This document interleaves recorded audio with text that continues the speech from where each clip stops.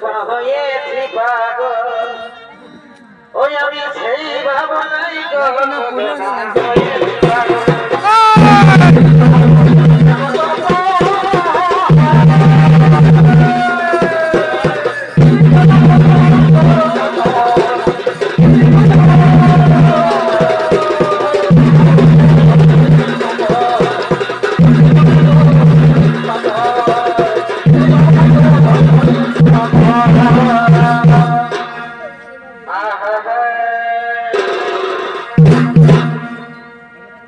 রোজে রোজে কচু খানা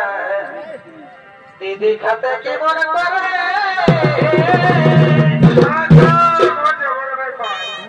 এগো রোজে রোজে কচু খানা এগো খাতে কেমন করে